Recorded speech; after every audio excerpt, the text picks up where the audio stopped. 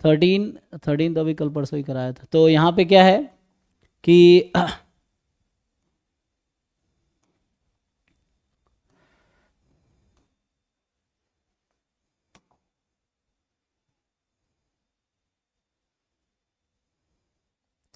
तो इसमें आपको क्या दिया हुआ है, अ पॉइंट ए बी, ठीक है ना, एक पॉइंट ए बी है, chosen at random from rectangle 02 to 04, ठीक है।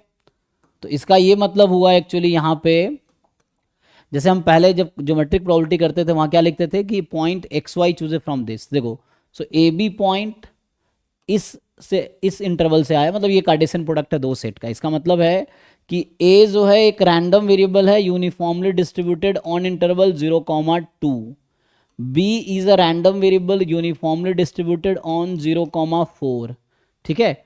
सो यू एक रैंडम वेरिएबल है जिसका distribution, sorry A is a random variable, small A एक रैंडम वेरिएबल है, उसको कांस्टेंट नहीं समझना है। सो यहाँ पे ए बी एक रैंडम पॉइंट है, तो इसका मतलब वो एक रैंडम वेरिएबल है, small a is a random variable जिसका डिस्ट्रीब्यूशन है uniform 0,2, B is a random variable जिसका डिस्ट्रीब्यूशन है यूनिफॉर्म 0,4। अब आपको बोल रहा है कि probability that the area of the region this will be less than 2। तो अभी के लिए अब हम थोड़ा इस पे काम करते हैं ना। तो यहाँ पे क्या हो रहा है कि ये इसको ठीक से समझो। तो ये हमारे पास B X plus A Y less than equal to A B, A B से डिवाइड कर दो तो X upon A plus Y upon B is less than equal to 1। अब जैसे कि मैं हर बार कहता हूँ कि इनइक्वलिटी का ग्राफ बनाने से पहले आप बाउंड्री का ग्राफ बनाओ, बाउंड्री में तो इक्वलिटी का ग्राफ बनाओ। So X upon A plus Y upon B, A भी रैंडम वेरिएबल है, रैंडम नंबर है। So X upon A Y upon B is equal to 1। ये किस लाइन का ग्राफ, मतलब किसका ग्राफ है, लाइन का ग्राफ है, लीनियर है ना। तो it is a graph of a line. और आपने लोअर क्लास में, जिन लोगों को याद होगा 11th 12th में था ना, intercept form of a straight line, this is called intercept form of a straight line. X intercept is a and y intercept is b. तो ये एक लाइन की इक्वेशन है जहाँ पे नंबर ए है, ये नंबर बी है। तो ये आपका वो रिक्वायर्ड ट्रायंगल है जिसकी वो बात कर रहा है। तो अभी ये एक्सिस एक्स एक्सिस है, अभी ये एक्सिस वाई एक्सिस है। So what is area of this triangle, area of ये जो ट्रायंगल है कितना होगा, half into base into height. तो ये लेंथ ए है और ये लेंथ बी है, तो ये half into base into height.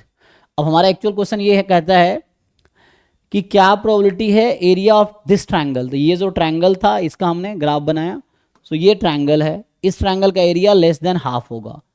तो हमें क्या करना है, the question is what is the probability area is less than 2, sorry है ना, लेस देन 2। सो एरिया मतलब a b upon 2 less than 2, इसका मतलब है कि ए बी लेस देन 4, ठीक।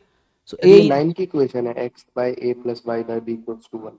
हाँ हाँ जी, लाइन की इक्वेशन है। हाँ भाई अगर नहीं याद है तो क्लास 11th का एनसीईआरटी खोलो, चैप्टर नंबर 11 है वहाँ पे, या 10 है शायद, स्ट्रेट लाइन, 10 या 11 में भी, 11 शायद। तो स्ट्रेट लाइन है, जाके देखो, this is a called intercept form of a straight line. अरे भाई इसमें क्यों कन्फ्यूजन हो रहा है, ऐसा लग रहा है सीधा ग्रेजुएशन में आ गया क्या। A X plus B Y C किसका इक्वेशन है, ये यही तो है ये।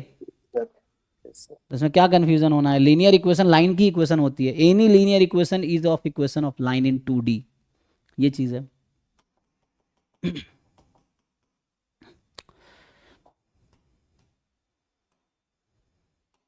So probability of A B less then 4, ये मुझे निकालना है एक्चुअली।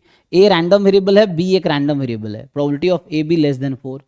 अब ये आपके पास है। तो अब एक्चुअल क्वेश्चन ये है कि हमें चाहिए, इस वाले क्वेश्चन में आते हैं। तो हमें इस वाले पार्ट में the actual question is what is the probability of A B less then 4, ये निकालना है। ये क्या होगा, ये एक्चुअल आंसर है इस क्वेश्चन का। अब ये आसान क्वेश्चन है, ये ए एक्सेस ले लो, इसको बी एक्सेस ले लो, ठीक है। तो a b is equal to 4, पहले बाउंड्री अगर आप बनाओ, a b is equal to 4, आपको पता होगा rectangular hyperbola, x y is equal to constant, x y is equal to 1, या वाई इज 1/x। तो वैसे ही है, ए बी इज 4 मतलब बी इज 4/a। तो इसका ग्राफ रेक्टेंगुलर हाइपरबोला इस टाइप का कुछ होगा। अब ए जो है 0 से 2 के बीच का नंबर है, ए इज बिटवीन 0 एंड 2, है ना। तो 0 मान लो, 2 यहाँ पे है, तो इस बीच का एक रैंडम नंबर है। बी 0 और 4 के बीच का एक रैंडम नंबर है, ठीक। 0 और 4 मान लो यहाँ पे 4 है, लेट से।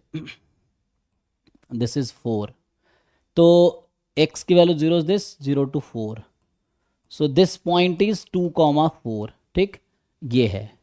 अब यहाँ पे क्या है, जब ये किसका ग्राफ है, दिस, ये बी एक्सिस है, ये जो लाइन है इसका ग्राफ है, ए बी इज 4, मतलब लाइन नहीं, ये कर्व, इस कर्व का जो ग्राफ है this is a into b is equal to 4, है ना। तो ये पॉइंट का कोऑर्डिनेट क्या होगा, तो जब ए को 2 रखेंगे तो बी की वैल्यू 2 हो जाएगी, सो दिस पॉइंट इज 2,2। इस पॉइंट का कोऑर्डिनेट क्या है, जब बी को 4 रखेंगे तो ए की वैल्यू 1 हो जाएगी, तो 1,4, ठीक है ना।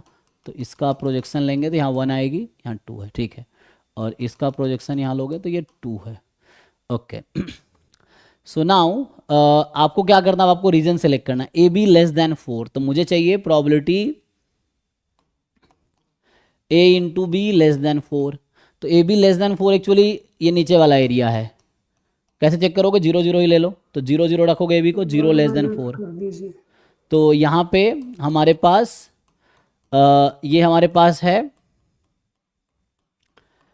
तो बेटर देखो इस पे इंटीग्रेट करना थोड़ा सा मुश्किल है, तो बेटर है कॉम्प्लीमेंट ले लो, क्योंकि हमारा ये सैंपल स्पेस, ये रेक्टेंगुलर रीजन है, this rectangular region is sample space, so complement ले लेंगे तो ये हो जाएगा 1 minus probability a b more than 4, अब 1 माइनस डबल इंटीग्रेशन, तो मुझे अब इस वाले पार्ट पे इंटीग्रेट करना है, so now we have to integrate over this region, complement ले लिया ना, तो ये जो ब्लैक वाला रीजन है this part is a b more than 4, ठीक है, ऐसा है, और ये जो this part was A B less then 4, तो अभी क्या करना है हमें, अब इसको इंटीग्रेट करना है, ए बी का पीडीएफ क्या है, तो ए का यूनिफॉर्म 0 2 है, तो इसका पीडीएफ है 1/2, बी है uniform 0 4 1/4, D A D B, A भी यहाँ रैंडम वेरिएबल है, ए भी वेरिएबल है, तो अब यहाँ देख लो, तो ए एक्सिस ये है, तो ऐसे लाइन ड्रॉ करते, यहाँ पे ए की वैल्यू कितनी है, तो इस कर्व में ए बी बराबर 4 है, तो ए होगा 4/b, और यहाँ पे ए कितना है, तो ए यहाँ 2 है, सो ए इज 2, तो ए की लिमिट है 4/b से 2, और अब बी की लिमिट कितनी होगी, तो बी यहाँ पे कितना अब नंबर्स में आएगा, तो 2 से 4, तो ये आ गया 2 से 4, डी ए डी बी लिखा है इसलिए ऐसा लिखा, अब डी बी डी ए लिखते तो उसके अकॉर्डिंग होता। अब ये इंटीग्रेट करो, क्या आता है, आता है इंटीग्रेशन करना, ट्राई करके बताओ।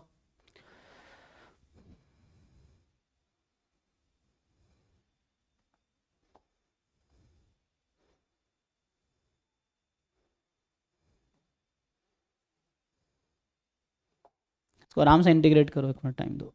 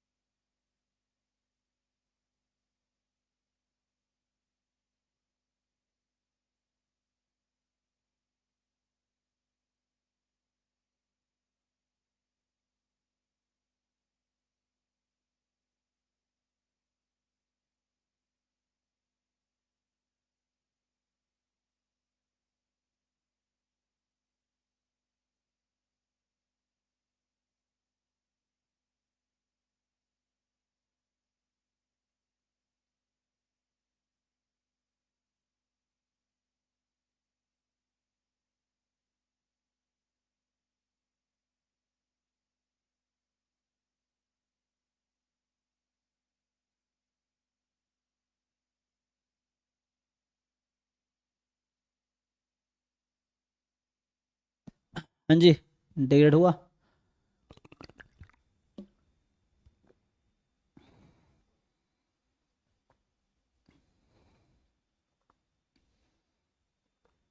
टू बाई 4 ऑप्शन है।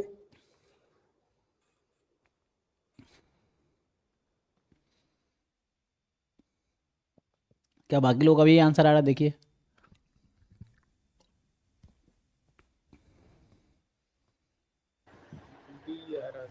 टू आ रहा है लास्ट नीचे डिनोमिनेटर में।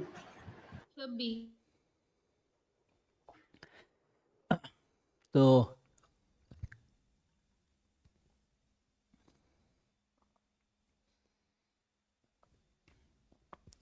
ठीक है ना, तो पहले तो एक एरिया ऑफ ट्रायंगल देखना था, उसको फिर लेस देन करना था, तो है ना। तो दिक्कत क्या होता है, हम लोग जहाँ तक यूज टू हैं एक्स वाई रैंडम वेरिएबल में, और यहाँ रैंडम वेरिएबल ही ए बी हो गया। जनरली हम लोग ए बी को कांस्टेंट लेके चलते हैं, एक्स वाई को रैंडम वेरिएबल लेते हैं। और यहाँ पे एक्स वाई का काम बस इतना ही था कि स्ट्रेट लाइन बना के एरिया निकालना था, एक्स वाई का उतना ही काम था, आगे कोई काम नहीं था। अब रैंडम वेरिएबल ए बी है एक्चुअली, जो पॉइंट चूज किया गया वही रैंडम वेरिएबल है क्योंकि रैंडम पॉइंट्स है ना, तो random points means random variable. तो ये 13th क्वेश्चन है आपका। आगे 13 के बाद जो था 14 भी है। सो